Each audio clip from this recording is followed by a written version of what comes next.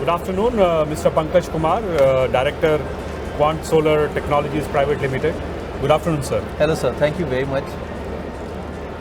The company's expertise lies in floating solar deployment.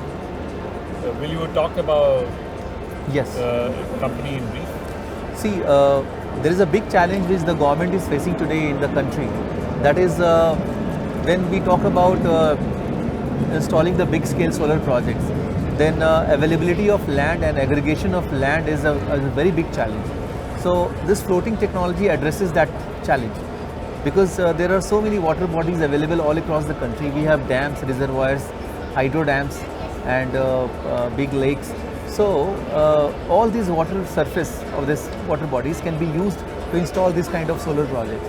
So this is a new technology where the solar plant floats on the water, but it utilizes the unused water surface, and that's in that way it solves a very big problem actually. And how many such installations have you done globally? And We in have India? done almost 22 such installations across the country, and so far we are present in India, but now with more projects in the pipeline, we are planning to go beyond India. And which is the largest among all the floating solar projects that you have done? The largest that we have done, one is 36 megawatt for NTPC Simadri. So that was one of the largest projects in India till date, and we were fortunate to do India's first megawatt scale floating solar plant. That was a 2 megawatt project in Visakhapatnam, and that was done in 2018, and that's how the floating solar started in India. And what kind of challenges that you face while installing floating solar power plants? See, every site is unique actually. When we talk about water bodies, their soil conditions, their water level variations, whether it will dry up in the summertime or what are their boundary conditions. So all these matters, the wind conditions, all these matter because it's a floating structure. So you have to confine it at one location and you have to do the anchoring. So anchoring is a very crucial part of, like we have for the ships we have the anchoring, the same way for the floating solar plant we have anchoring. So we have to position it at one location so that under any kind of circumstances, any strong wind conditions or wave conditions, the plant stays at one location. So there are a lot of engineering behind doing the entire anchoring and mooring of the plant. And the plant or the module rests on HDPE. Yes, so we have high density polyethylene material from which this floating solar structures are manufactured, and this is very much available in India.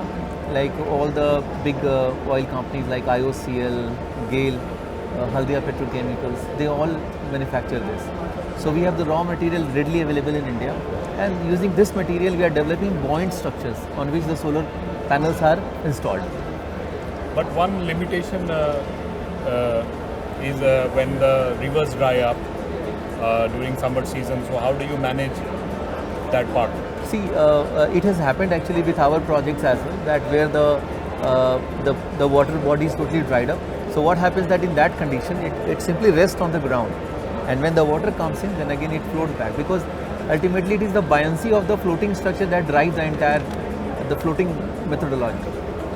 And does it also leads to less evaporation or? Yes, so there are some other benefits as well. For example, you utilize the unused water surface. So for example, if you are doing a 10 megawatt project, you are saving 20 acres of land that you could use for some better purpose. That is one. Second, you minimize the evaporation. 1 megawatt roughly saves around 60 lakh liters of fresh water every year. So that is the impact that you make on the water security, especially in the urban areas where there is water is a big challenge. You use all the water bodies of the urban areas to develop this kind of projects. The rivers also changes direction. So how do you plan in such a way that these are also being taken into consideration? Sir, actually in the flowing water it still is a challenge because in the flowing water there is a lot of force which comes on the structure. So far all the projects have happened in the still water conditions, like the reservoirs, dams, there is no flowing water there. So river we have not yet done, and I think it is not advisable as well because the forces are huge there.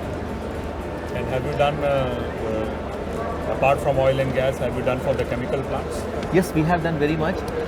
We have done our first industry scale megawatt project happened in ONGC Mangalore refinery, OMPL in Mangalore. That was 2 megawatt project that we did a complete turnkey project.